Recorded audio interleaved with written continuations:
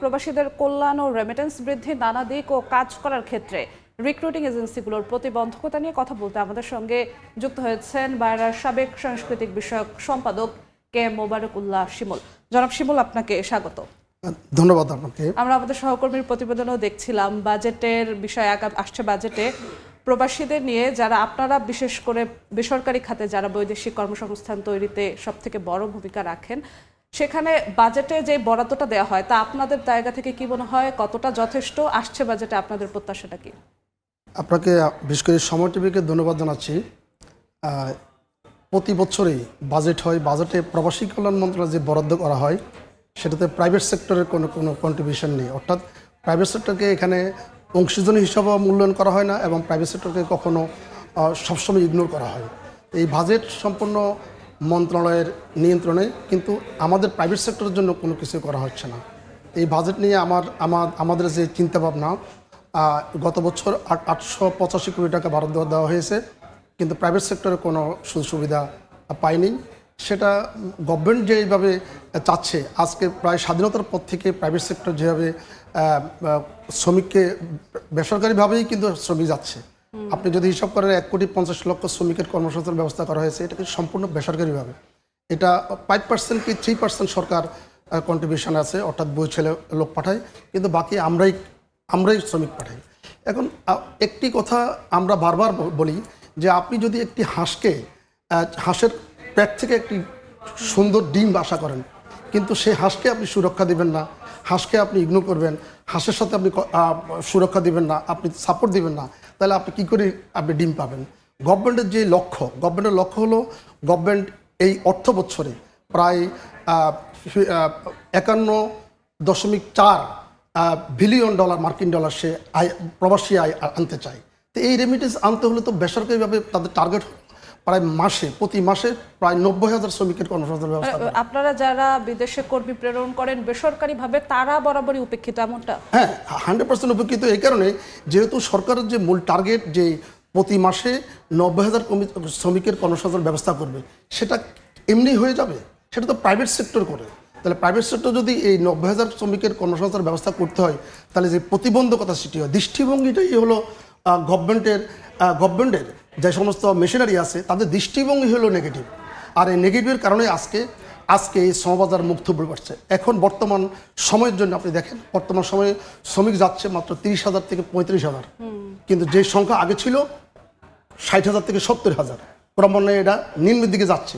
তাই আমি আকুল আহ্বান জানাবো আপনাদের মাধ্যমে, বিশেষ করে মিডিয়ার মাধ্যমে আকুল আহ্বান জানাবো, যারা দায়িত্বে আছে, আমাদের মনিটর যারা করে, দৃষ্টিভঙ্গি তাদের পরিবর্তন হতে হবে।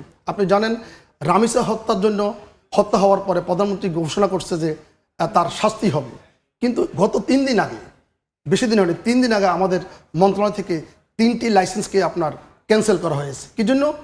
রাশিয়াতে 30 জন শ্রমিককে প্রেরণ করছে, কিন্তু সেটা তো লিগ্যালভাবে করছে।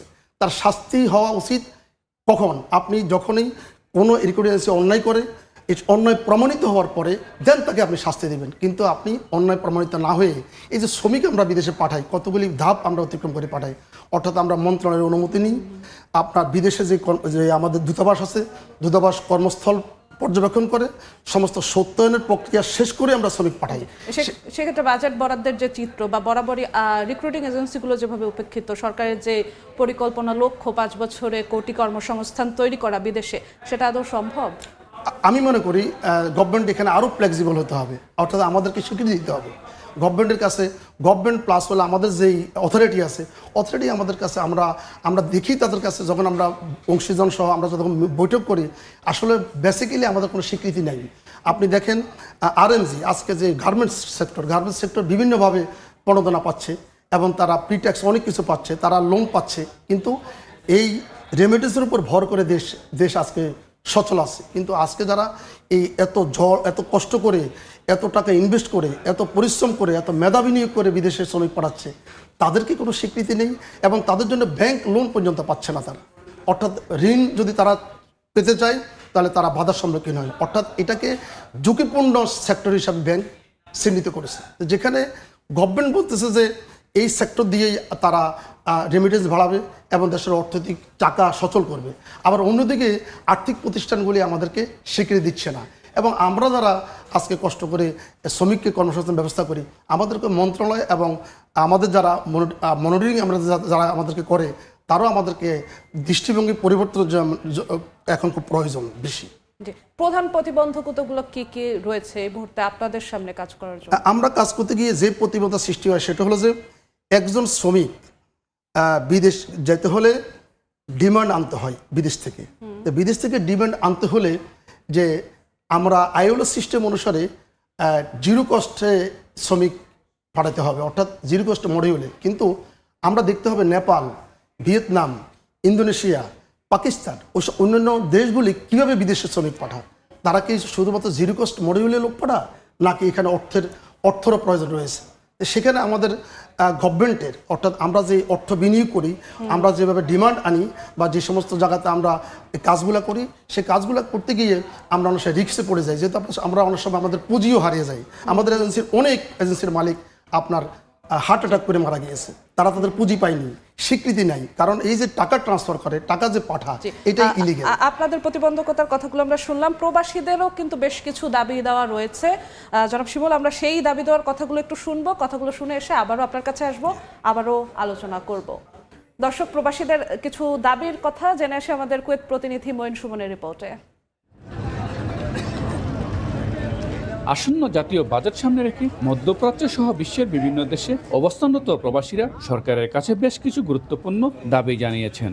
তার মধ্যে অন্যতম হল রেমিটেন্স যোদ্ধা হিসেবে রাষ্ট্রীয় স্বীকৃতি প্রদান, প্রবাসী পরিবারের নিরাপত্তা নিশ্চিত করা এবং দেশে থাকা সম্পত্তি রক্ষায় কার্যকর পদক্ষেপ।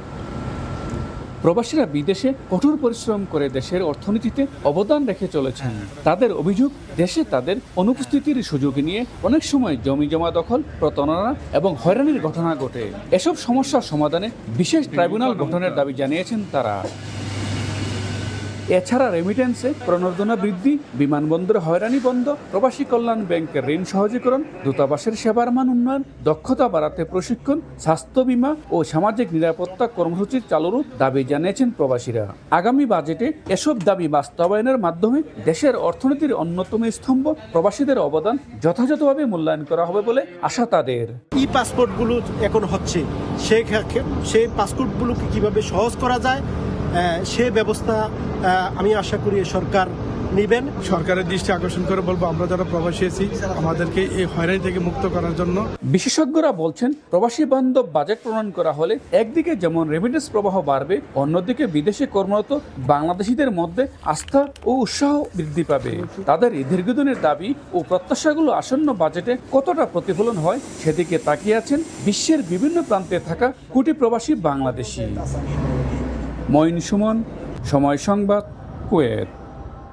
দর্শক, প্রতিবেদনটি দেখছিলাম, আবারও ফিরছি আলোচনায়। জনাব শিমুল, আমরা প্রবাসীদের দাবি দেওয়ার কথা শুনছিলাম আমাদের কুয়েত প্রতিনিধির মাধ্যমে। প্রবাসীরা সেখানে বিভিন্ন দাবি দেওয়ার কথা বলছিলেন, তারা বিভিন্ন দিক থেকে বঞ্চিত, সেই কথাগুলো বলছিলেন। আসছে বাজেট সামনে রেখে তাদের এই দাবি দেওয়াগুলো পূরণ করার লক্ষ্যে কি কি পদক্ষেপ নেওয়া যেতে পারে বলে আপনি মনে করেন? গভর্নমেন্ট তো দেখলাম বিশেষ করে যারা ব্যাংকিং চ্যানেলে যাতে টাকা পাঠাতে পারে এবং যাতে হুন্ডি প্রতিরোধ করার জন্য সরকার যে প্রণোদনা দিয়েছে 2.5%, এটা আমার মনে হয় এটা চলমান থাকলেই হুন্ডিতে টাকা পাঠাতে পারবে না, এবং ব্যাংকিং চ্যানেলে টাকা পাঠালে তারাও এই প্রণোদনাটা পাবে।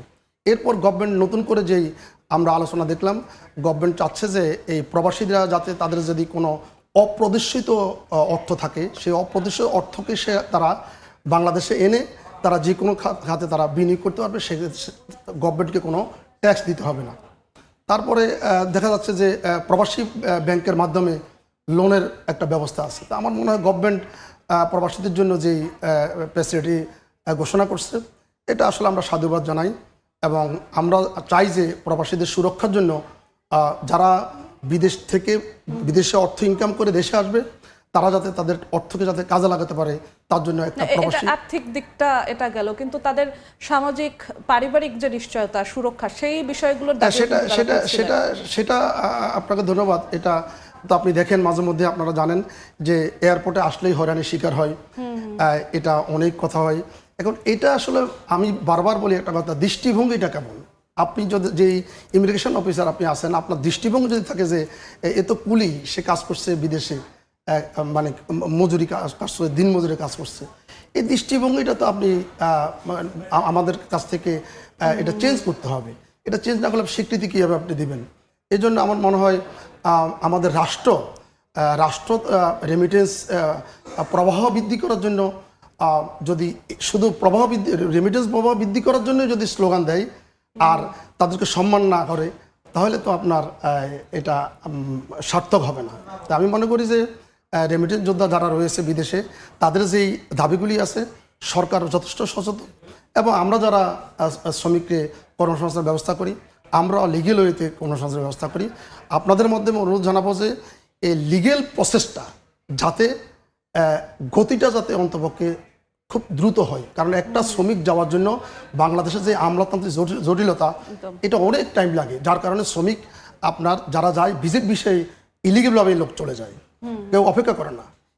এখানে শুধুমাত্র ইলিগেল লোক যাচ্ছে, শুধুমাত্র লিগেলের যে বাধ্যবাধকতা আছে, অর্থাৎ গভর্নমেন্টের এমন কিছু জিনিস আছে, আপনার মেডিকেলে হয়রানি হচ্ছে তারা, ট্রেনিংয়ে হয়রানি হচ্ছে, ফিঙ্গারপ্রিন্টে হয়রানি হচ্ছে, নানানবিধ সমস্যা তারা অতিক্রম করে। আমলাতান্ত্রিক জটিলতার কারণেই কিন্তু অবৈধভাবে অবৈধভাবে যাচ্ছে, এবং তারা সেখানে রাষ্ট্র বঞ্চিত হচ্ছে এবং আমাদের ইমেজ ক্ষুণ্ণ হচ্ছে।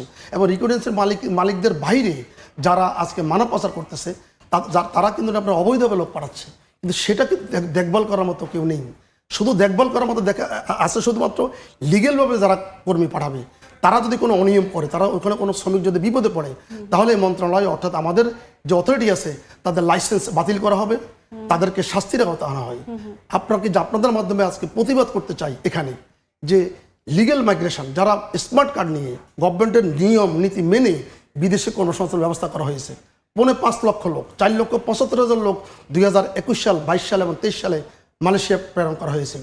প্রত্যেকটা শ্রমিক গভর্নমেন্টের নিয়ম নীতি মেনে গিয়েছে, কিন্তু সেখানেও কিন্তু মানব পাচার, এই 5.5 লক্ষ লোক যারা প্রেরণ করছে, সেখানেও মানব পাচার মামলা করা যারা হয়েছে। বৈধভাবে কাজ করেন রিক্রুটিং এজেন্সিগুলো, আপনিও একজন আছেন, তাদেরকে ভিজিট ভিসায় গিয়ে তারপরে সেখানের কাজগুলো করতে হয়। এই বিষয়টি নিয়ে এটা দুঃখজনক, কারণ বিজিএমই যখন বিদেশে যায় তখন তাদের একটা আইডি থাকে তাদের, কিন্তু আমরা যারা শত প্রতিকূলতার ভিতরে বিদেশ গিয়ে ডিমান্ড আনি, আমাদের কিন্তু আপনার স্বীকৃতি না থাকার কারণে আমরা ভিজিট ভিসা গিয়ে আমরা ডিমান্ড কালেকশন করি। এটা কিন্তু ওয়ান কাইন্ড অফ ইলিগেল।